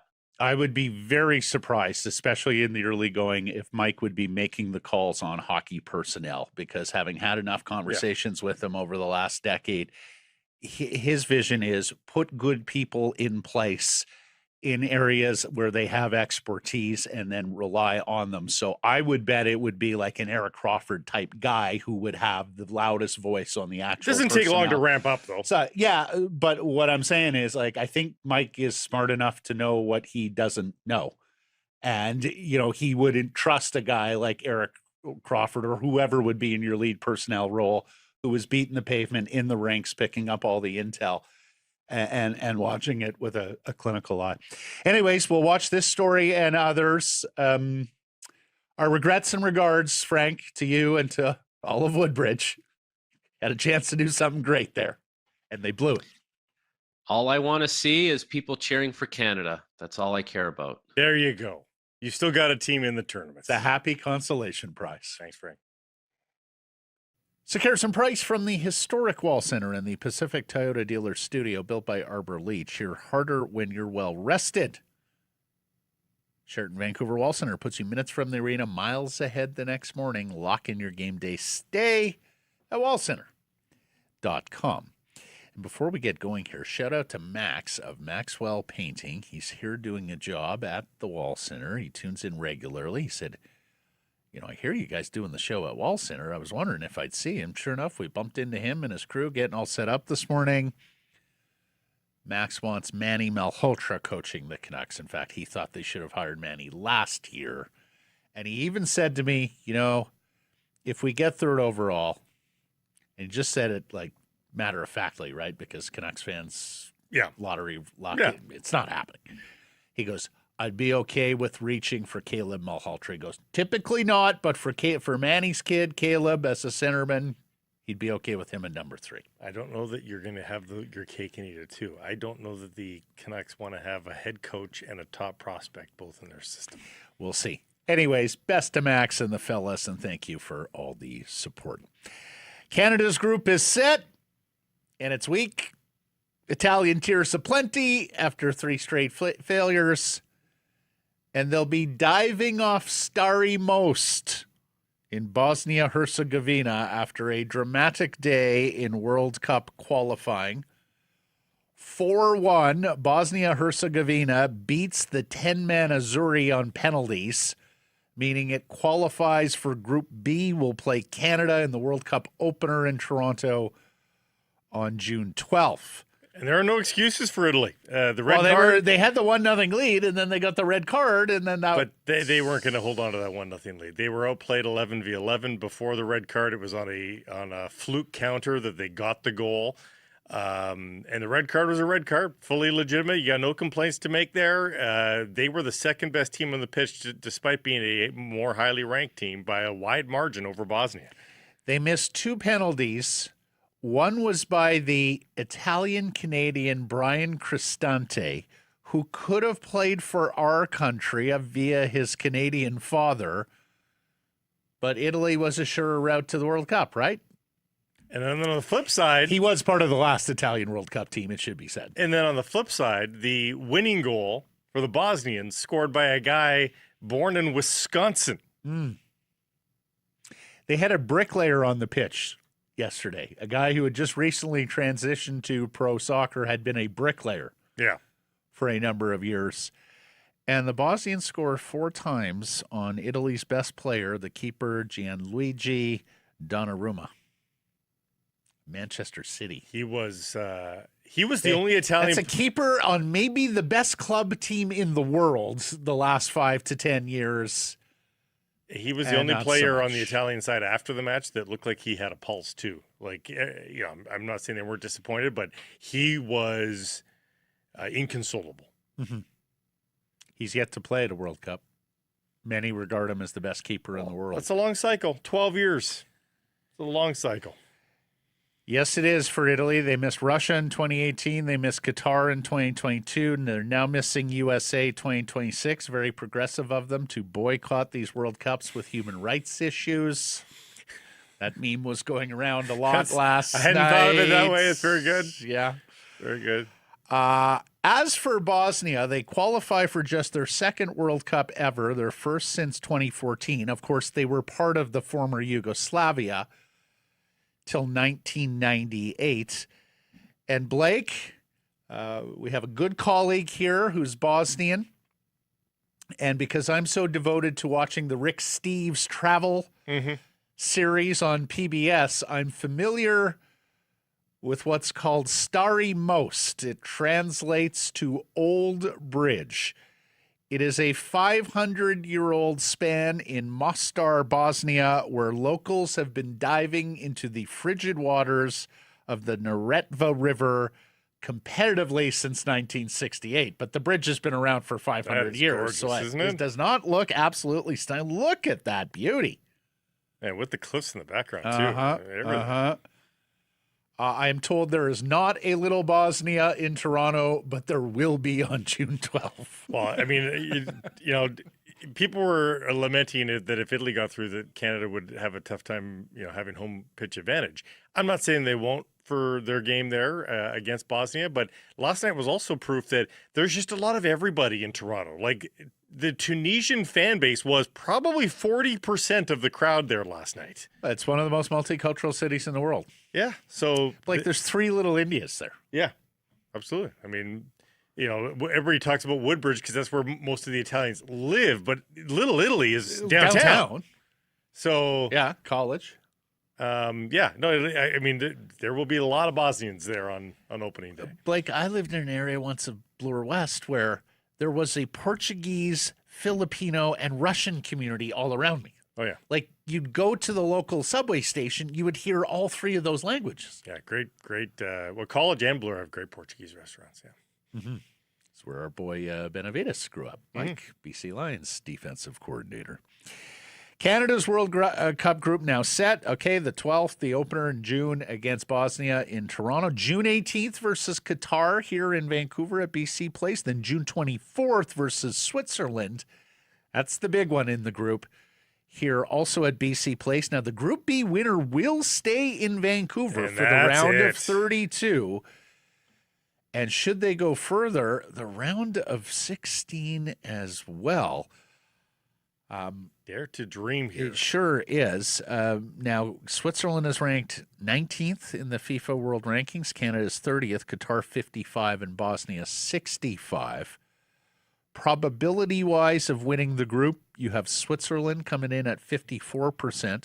And the Swiss have done pretty well at World Cups. They tend to play low-scoring, low events, mistake-free, and that oftentimes is enough to get you through. Canada would be next on the probability list at 25%.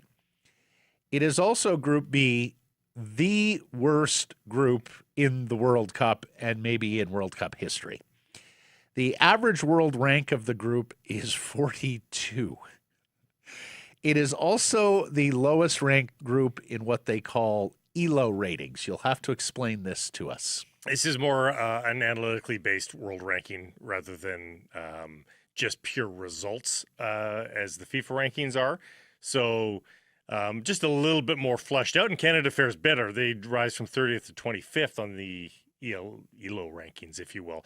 But they're pretty similar, all said and done.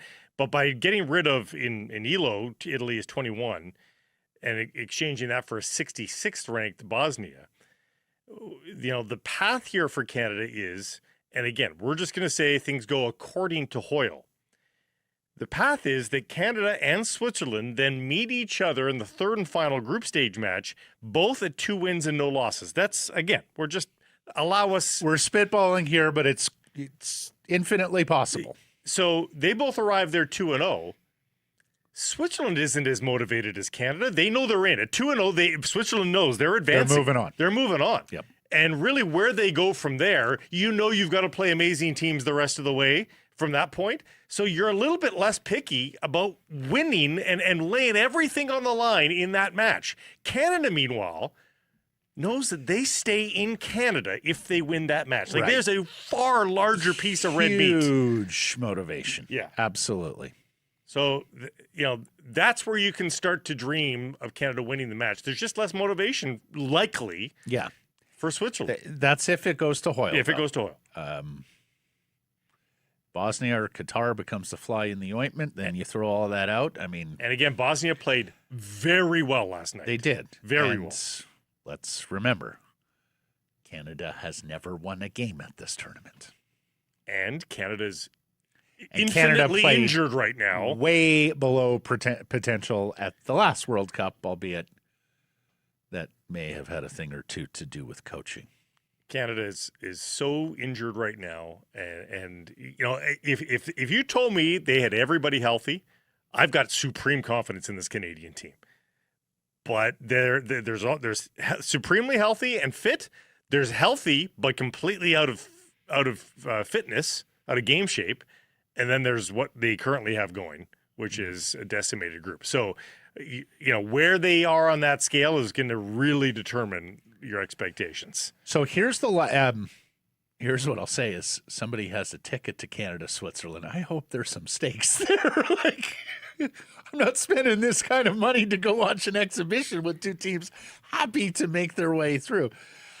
Here's the lineup for the BC Place matches at the World Cup. It all gets going on June 13th. That's Australia versus Turkey. Then the Canada-Qatar match, New Zealand versus Egypt. And, of course, Egypt has one of the great stars in global football. Mo Salah, yeah. There should be a competitive match, too, by the way. Mo Salah, he's still with Liverpool because I know he was having these issues on his way there. out, though, Yeah. Switzerland, Canada, then New Zealand, Belgium. And, of course, last World Cup in Qatar, Canada got Belgium out of the chute. And that was the number 1 ranked team in the world. You remember? It was a great match, remember? Now, probably not at their peak, Belgium. Their they just golden shredded generation. The US, though. They just shredded the US 5-2, so they're no slouches. And then there's the round of 32 match on Thursday, July 2nd, and that's followed by the final match, 7th and final match here at BC Place on July 7th, the round of 16 match. So, yes, one other thing, Mike, if you can just bring that up again. So if Canada were to win that group, we're looking at the round of 32 here, those of you on visual platforms. You see on the left 1B, so the Group B winner, you would play the third place side from either Group E, F, G, I, or J. So plenty to be determined there. Mm-hmm.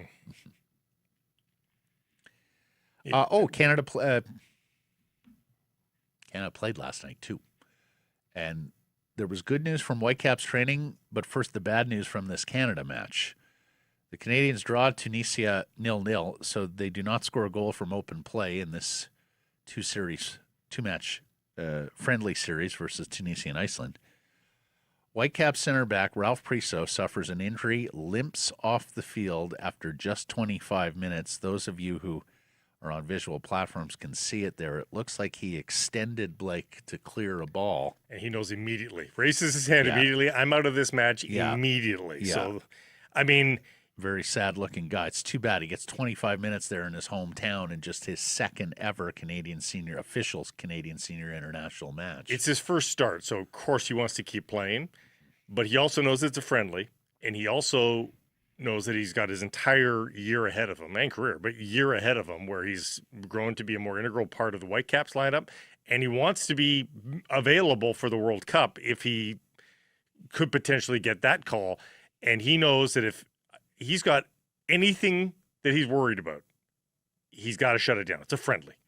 So It doesn't sound like it's serious, but it's also not immediate for the Whitecaps purposes this coming weekend. So there's a little bit of a dance there. I should say about that match last night, we saw the first start in a Canadian kit for Marcelo Flores. I understand looked quite good. He was the best player on the pitch for Canada, and he brings something that Canada doesn't have anywhere else, and that is, well, the wingers are pretty good at already, Ahmed and Buchanan, in breaking down guys one-on-one, but he is by far the shiftiest player now in a Canadian kit. He is the most skilled player with the ball on his feet coming at you. He's number one now on the rankings, and so he's got to start, is what I'm hearing. Well, or at least play significantly. I mean, you're either committing to him being better than Buchanan or Ahmed on the wings, He's better than Ahmed, isn't or you make a change in the midfield. Here's what I would do if I'm Jesse Marsh. Got a couple of games before the World Cup begins. Well, of course, Buchanan may be on a 3-game suspension here with that red card. Right. So that affords you to start him for those friendlies anyway on the wing. But here's what else I would do. Kone continues to unimpress me in the middle. And I'm going to assume health for Stefan Eustachio for the World Cup tune-up games before the World Cup begins in June. I would be tempted to start Flores in an advanced midfield position, sort of alongside Eustachio, who covers the backside a little bit more. And I would see what he does in the middle. That way you get to keep Ahmed and Buchanan on the pitch as well. That's a very skilled midfield if you have Eustachio and Flores. And he does play that position as well. So I'd be tempted to see what that looks like in one of the tune-up matches if I'm Jesse Marsh, because then you get to still have Ahmed and Lorea or Ahmed and Davies, if he's fully healthy, down that left side.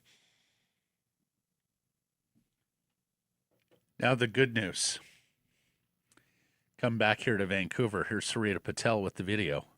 Ryan Gauld on the pitch. Safe for sore eyes. What?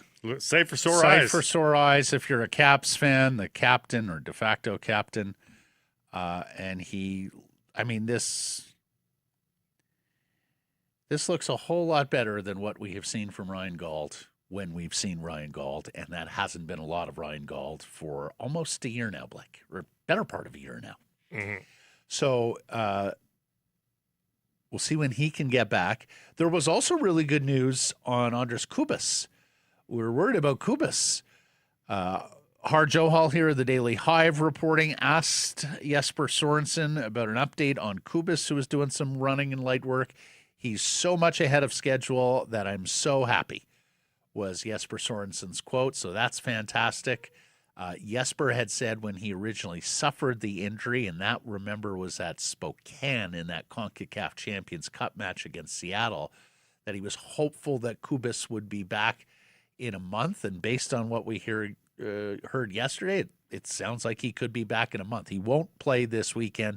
Caps face Portland, Cascadia rival at BC Place, 7:30 on Saturday. We should also point out Ranko Veselinovic and Sam Adekubi were on the pitch yesterday doing light work as well. But they were doing with the ball in their feet. They were training, lowercase t training. They too look like they are 3 weeks away, 4 weeks away. Certainly for Ranko. They said April, and it's looking more and more like April for all of these players to be back, and that's like getting a bunch of free agents. Getting an all-star squad back. Those are really good players. Gauld, Kubas, Veselinovic. That's quite a spine there. And Adekubi too, on giving them some experience on the flank. This is, believe it when you see it, but it's looking really, really good, even with the Priso injury. Well done, BC Lions. You had me for a minute. I was seconds away from a frantic call to Matt Baker and a text to Ryan Rigmaiden, their general manager. And then somebody in the studio reminded me, it's April Fool's Day.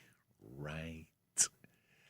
Very good gag here from the Leos, who make it sound like Nathan Rourke is stepping away from the club. His Olympic and the dreams. CFL to chase that Olympic dream in flag football. We know that Nathan is participating in the BC Flag Football Adult League with a goal of making it to the 2028 Olympics in Los Angeles and quarterbacking Canada. I was almost had, so very, very well done. The club also announced yesterday it has sold out the May 23rd preseason game in Langford at Starlight Stadium against the Elks.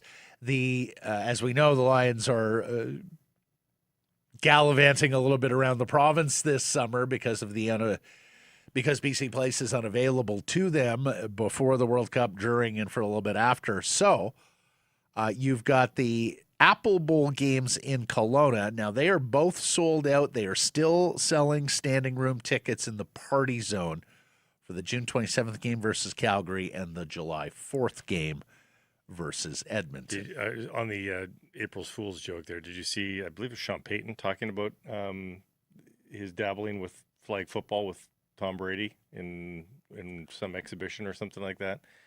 And he says there's no chance that NFL players are going to play in the Olympics.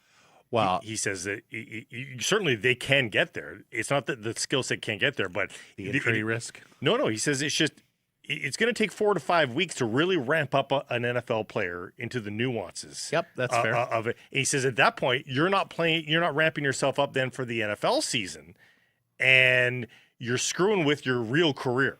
And so he thinks that it's going to be 2 separate streams, and you will not be seeing that happen. Well, so right now it is 2 separate streams, although I would suspect a lot of the guys who are at that level in flag have a tackle background. Oh, for sure. In some cases, and extensive. And he said, again, you can get there. It's just it takes too much time. Yeah, but I'm going to take everything Sean Payton and NFL coaches and execs say about this with a grain of salt, because I'm pretty sure they don't want guys playing for injury risk. Incidentally, on April Fool's jokes, did you see what the Daily Hive offered up today? No, missed. An indoor ski hill on SFU. Indoor, huh? Yeah. Synthetic indoor ski hill on SFU. Aquilini financing that? He's an SFU. I would kick them out of the arena for that story.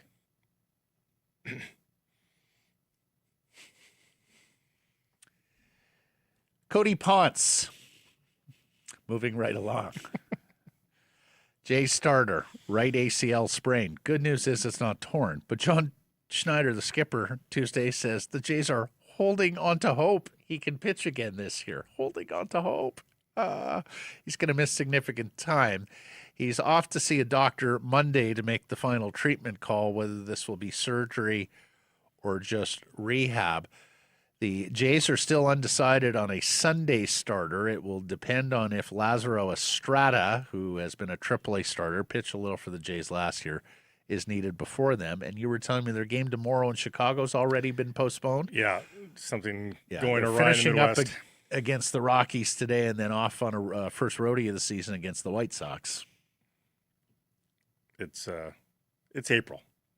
Things happen. April, comes in like a lion. As for the C's, we saw their roster yesterday, and later this season, we're hoping to see a pair of Jays first-round picks. All the assignments are now in terms of where players are getting assigned, their teams through the minor leagues. There's a pair of Jays first-rounders that are playing in Dunedin, one level below Vancouver. That is the shortstop JoJo Parker, who was their first-round pick this past year, a very advanced high school hitter. And then the 2022 first-round pick, Brandon Barriera. He has pitched just 27 professional innings in 4 years, besieged by injuries, but he's a power lefty, and if he's healthy, especially since the last 4 years have been pretty much a wipeout, I think you're going to want to see the Jays promote him reasonably quickly because of all the time he has missed. We are less than a week away. The C's start their season Friday in Tri-City. The home opener at Nat Bailey Stadium is Tuesday, 7 p.m. against Eugene, celebrating 75 years of Nat Bailey Stadium this year. Of course, you want to get there early because there is a magnet schedule giveaway. You want to put that on the fridge. Get your tickets, 604-872-5232 or CanadiansBaseball.com. Really looking forward to getting out to the Nat. A surefire sign of spring, even if it's still a little chill. I was turned into a wonderful afternoon yesterday, though, Blake. Like we got our March going out like a lamb yesterday. The afternoon was just gorgeous. The skies have been fine. Yep. But it's been cold. Yeah, the mornings have been cold for sure. Tiger Woods has released a statement saying that he is stepping back and seeking help. I know and understand the seriousness of the situation I find myself in today. I'm stepping away for a period of time to seek treatment and focus on my health. This is necessary in order for me to prioritize my well-being and work towards lasting recovery. I'm committed to taking the time needed to return in a healthier, stronger, and more focused place, both personally and professionally. I appreciate your understanding and support and ask for privacy from my family, loved ones, myself. Of course, not the first time that Tiger has been involved in a traffic matter. It's the fourth. Not the first time that Tiger is off seeking treatment. We know it's a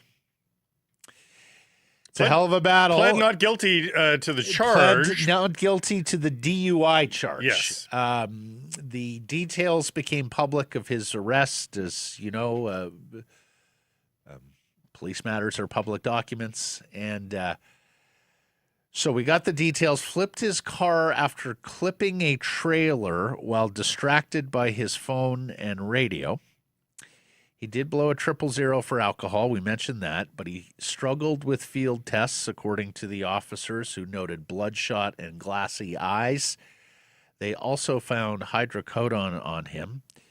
That is a prescribed medication for pain. As we all know, Tiger has been through a lot physically, both the back and the knee, and exacerbated by that rollover he's lucky to walk away from 2021 in California. So they did find some pills on him. The property damage and refusing a urine test, I do believe, are going to go forward, but he's got a court date on April 23rd to talk about the DUI, to which he's pled not guilty. And that's a legal semantic thing in that if you are sort of quote unquote taken innocent of knowledge of your influence, like if you're taking prescribed meds and you don't know that they're going to have an effect on you, you could probably find a legal route to get out of it. To some Well, he guessing, didn't go for the urine test, so they don't have that's the a chemistry. separate charge again. Yeah, So. but that's not one he can fight. It's a yes or no. Right. So they don't have the chemistry on it. Yeah. It's hard to argue the damaged property when I mean, you look at the scene, but he is fighting the DUI charge. We'll see where it goes. PGA Tour and Augusta National both released statements as well. PGA Tour saying, sorry, Mike, that's the Augusta National statement. Did I give you the PGA Tour statement? The PGA Tour statement said Tiger was a legend and a hero, but now it's time that he takes care of himself. He did not take part in the Futures Competition Committee today, where he was serving as the chairman, so he's already stepped back from his duties with the PGA Tour. And Augusta National confirmed he's not only going to not be there playing in the tournament, which I think was obvious, but we had mentioned it earlier in the week. He was supposed to take part in a media event with the chairman, Fred Ridley, of Augusta National, unveiling a short golf course called The Patch, which was done by Tiger's development company and was part of a larger renovation and sprucing up of the municipal course there in Augusta, Georgia. So he will not be attending that anymore either. Poll question results from yesterday. We asked, would the departure of Patrick Allvin be enough change for the Canucks this offseason? Yes or no? The people said no. Yes. Percentage? 90. It got to 90. Just over but it got to 90, 90.1. Jamie, Allvin is legitimately the least of the issues. It needs to start with Goldeneyes, but we know that's not happening. So then it needs to be Rutherford and Foote. And, of course, the result will just be Dale Talon in charge. Yes, Talon is serving as a Canucks executive right now, the former general manager in Florida and Chicago. Ivy, you have to include Rutherford and Foote along with Allvin. Those three need to be departed this offseason.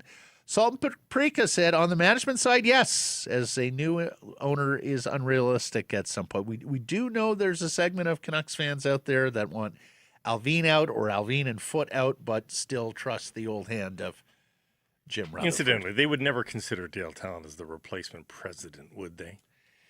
Replacing the 77-year-old with a 75-year-old? Like, can we get somebody maybe that has a 10-year. Does it make economic sense, Blake? Can you not say, here's the guy who put the building blocks in place for those 3 Chicago Blackhawks Stanley Cup championships and some of the Florida building blocks as well for their 2 Stanley Cup championships? Oh, my gosh. No long-term vision. We have a number of errors and omissions to get to here today. So, forget who asked, did Alex Tuck set the block shot record in Buffalo? The answer is yes. It was last year, as a matter of fact. I was searching for the contract extension comp that I had heard and had been reported that Tuck presented to Buffalo. And Frankie got it actually earlier in the show. It was Kyle Connor in Winnipeg at $12 million per year. So that's a lot of money. JPAB misspoke. He was pointing forward to the 2028-29 season. He said 08-09. And then lastly, we were talking about how one of the things that may have tripped up the Daily Hive and the reason the Canucks were fighting them so much on the headline of that story, which has since been retracted, was about titular ownership of Aquilini properties. And I had mentioned there were documents where the late matriarch of the Aquilini family, Elisa, suggested buying the Arizona Coyotes for her husband, Luigi. Yes, I found it yesterday in 2009 when the Coyotes were going through one of their many, crises down there. And somehow it wound up in court documents. Elisa Aquilini said, hey, why don't we buy that? And Luigi can own that, which tells you that unless there has been a change, the patriarch of the Aquilini family, Luigi, is not a titular owner of Canucks Sports Entertainment. Because he can't own 2 things, yes. Yeah, well, the NHL would not have been okay with one family owning 2 franchises, so it was a little naive on Elisa's part. But it stands to reason that if Luigi is not a titular owner of the Vancouver Canucks and Canucks Sports Entertainment, province where he is the titular owner of Aquilini Vineyards, which is adjacent to this criminal indictment of a agricultural contractor in Washington State. But again, the Aquilini Vineyard is in no trouble at the moment.